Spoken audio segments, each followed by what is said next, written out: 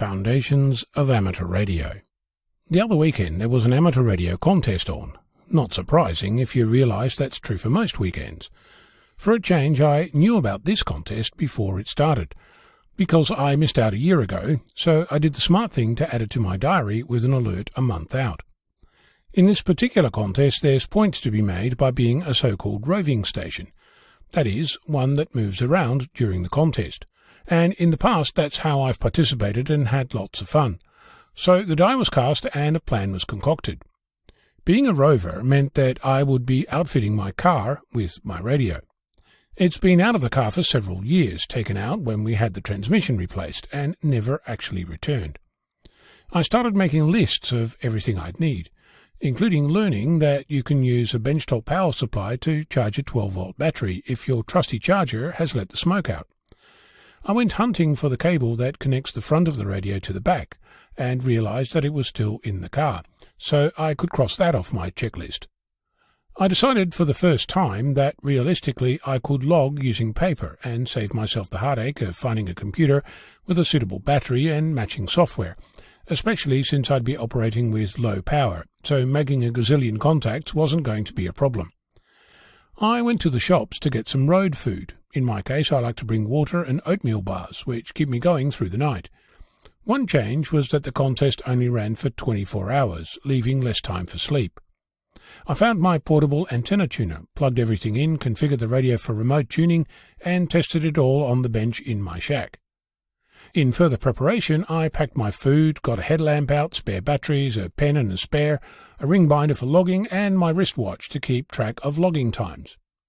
The day before the contest, I parked the car in the sun, extracted all the cables from behind the back seat, installed the radio, the battery, the head, the suction mount, the microphone, the speaker, the antenna tuner, and antenna mount, and got everything where I wanted it.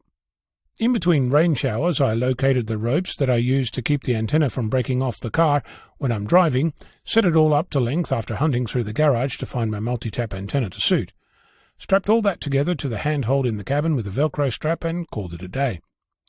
The next morning, I drove to my first activation location, installed the antenna on the 40-meter band, turned on the radio, tuned it, and called CQ Contest. Made my first contact about 6 minutes after I started. I was excited. Drove to the next location, made the next contact 6 minutes later.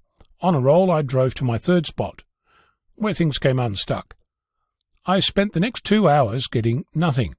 I changed both location and band, setting the antenna to 15 meters, and after initially tuning once, I couldn't get it to tune again. I spent an hour trying. Given that I wasn't far from home, I went back for a break and to pick up one piece of equipment that I should have packed when I started, my antenna analyzer. I tested the antenna, and for reasons I still don't understand, it was only resonant on 19 MHz. Not much good if you're trying to tune somewhere on 21 MHz.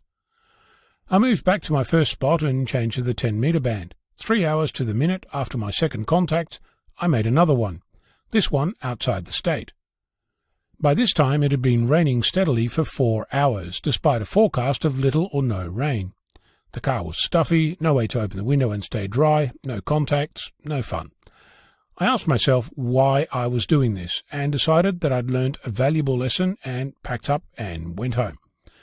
I did go out later in the afternoon to provide some moral support to a friend who had made double the 3 contacts I'd made, but by dusk we'd both had enough.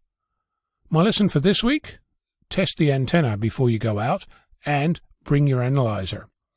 I must add that I've been contesting for years, and have always packed the analyzer, but never ever needed it. This time I didn't, and Murphy let me know that anything that can happen will. It might sound like a dejected wet cat story, but I learnt a valuable lesson, and now I've got another challenge, to discover just why my trusty antenna stopped working. If I do find out, I'll let you know. What unexpected lessons have you learnt of late? I'm Ono, Victor Kilo 6, Foxtrot Lima Alpha Bravo.